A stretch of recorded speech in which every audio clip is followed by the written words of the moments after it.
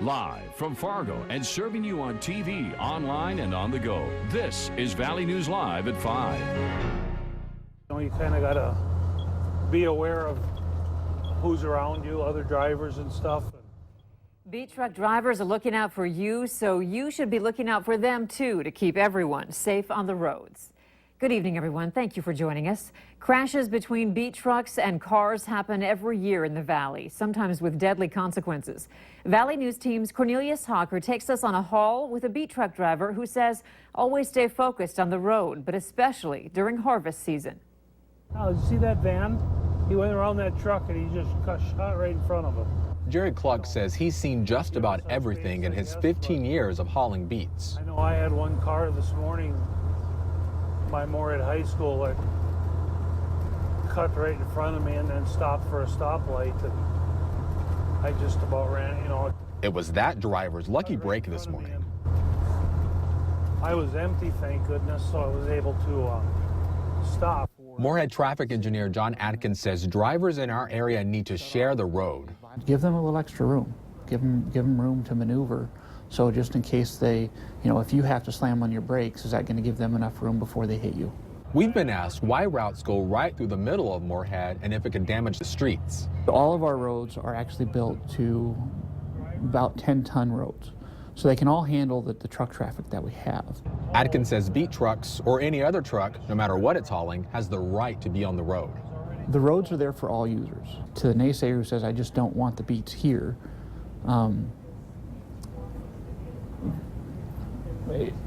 it's a public facility, and we can't limit access to a public facility without a darn good reason. In Moorhead, Cornelius Hawker, Valley News Live. Cluck says the amount of beet trucks you see on the road will start to dwindle over the next several weeks. Brr, that pretty much sums up today's weather so far. Hutch, how would you describe tonight's forecast? Oh, there's numerous adjectives to get into to describe tonight's weather, but you are going to need a jacket if you are heading out. Our temperatures did not peak at very warm values. We still have rain showers showing up in southern Canada. The best chance of a few sprinkles will be along the international border, and as temperatures fall, once again, a few flurries will be possible. Temperatures are in the upper 30s for Bemidji and Devil's Lake, 43 Fargo, and it's cold in Watertown, South Dakota, only 48 degrees there, so nobody very warm. Low 40s for most of the evening. Then when it's bedtime, we'll dip into those 30s. We want to let you know right now there is a freeze warning in effect for all of the Red River Valley. Frost advisories posted for southern and eastern Minnesota. So got to tell you, you want to bring in those potted plants, cover up those tomatoes.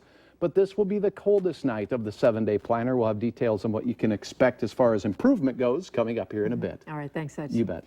And remember, you can stay up to date on the weather conditions where you are anytime on your smartphone or tablet.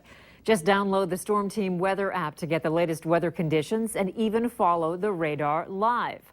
Search VNL Weather in the App Store. Hurricane Matthew is battering Florida today after killing hundreds of people in Haiti on its destructive march north through the Caribbean. Almost 300 people were confirmed killed in Haiti. Unofficial death toll puts the number at over 800 people. Thousands were displaced after the storm flattened homes, uprooted trees, and inundated whole neighborhoods earlier in the week. The number has continued to creep up as more word gets out from outlying areas of Haiti.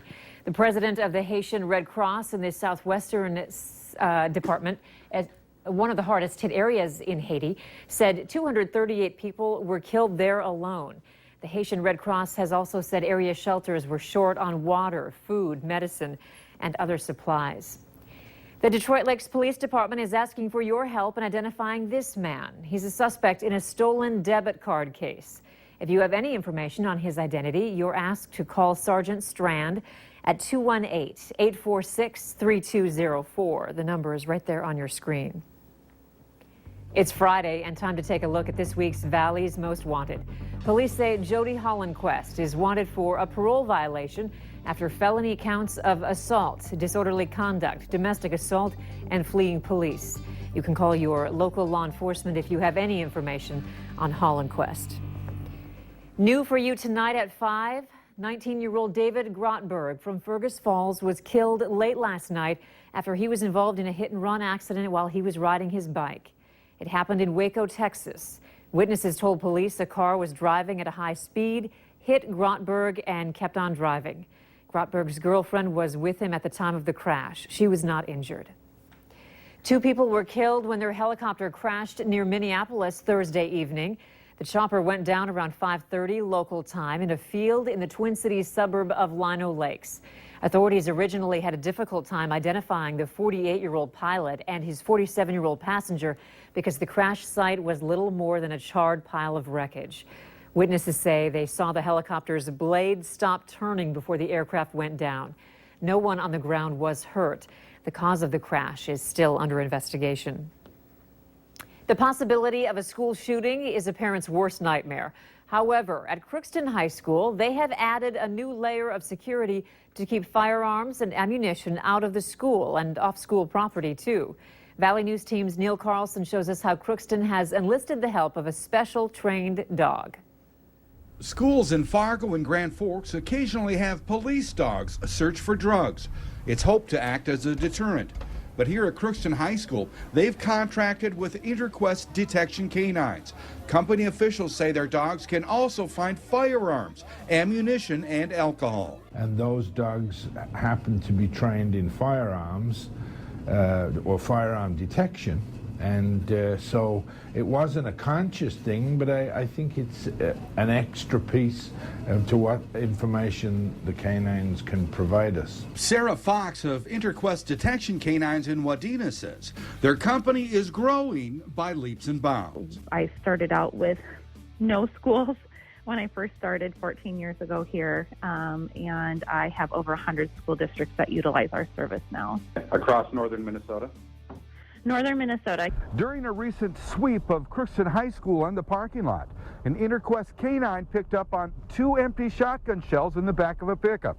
Students were given a reminder that no firearms or ammunition are allowed on school property. They're hunters, and if there is something on property that shouldn't be, it's probably an oversight. But yes, you know, people want to know that we're taking necessary steps to provide safety for their kids. Superintendent Bates won't say exactly how many, but he says students can expect several surprise visits by Interquest Detection Canines during the school year. In Crookston, Neil Carlson, Valley News Live. Interquest Detection Canines of Wadena serves northern Minnesota, but it's part of a nationwide franchise operation. Some people have asked why North Dakota is still telling, or some North Dakotans are still telling voters they should have an ID with them to vote in the general election when a federal judge struck down the state's voter ID law in August. Secretary of State Al Jaeger says the judge wanted the state to have a fail-safe provision in case someone doesn't have an updated ID, such as a voter's affidavit. A voter's affidavit is a document the voter fills out swearing they are who they are and have lived in their precinct for at least 30 days. Jaeger still encourages people to come with one of the 4 IDs and says it will speed up the voting process. He adds people should make sure their current address is on their ID. We have a few channel moves to tell you about. Last night, Cable One made the switch. KXJB has moved from Channel 4, or 1004, to Channel 9, or 1009. KRDK will be added to Channel 4, or 1004. Customers with DVR or TiVo recordings will want to make sure that channel numbers are correct. Also, guide information may not be available until October 14th. Please know that these changes are on behalf of Cable One and not Valley News Live. It's an annual event that gives kids an exciting way to learn. The Moos, Use, and More event is tomorrow from 10 until 2. Livestock raised in the area will all be under one roof, including swine, sheep, horses, and more. The NDSU Animal Sciences Department says last year nearly 1,500 people came out to the event, and they encourage parents to bring kids for the fun and education. They get to watch some riding demonstrations. There's going to be wool spinning, all kinds of different things. And this is really the place to ask those questions that you may have about animal agriculture or about animals in general. New this year, the first 500 people will enjoy a free breakfast. And we hope you'll join us Saturday for the Farmers Union Insurance Bison Football pregame show. Alex Egan and Ryan Gellner will start our coverage at 1 p.m. as the Bison and the Bears kick off at 2 from Springfield, Missouri. The game will be on the KVLY and KFYR Bison network.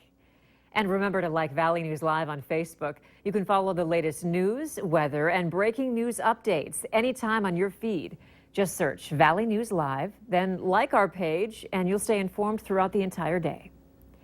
A local retailer is trying to cut back on coupons and instead might have you pay to get a discount. That's still ahead tonight. And you may have noticed a lack of heat across the valley today. We missed a record high by a mere 42 degrees today.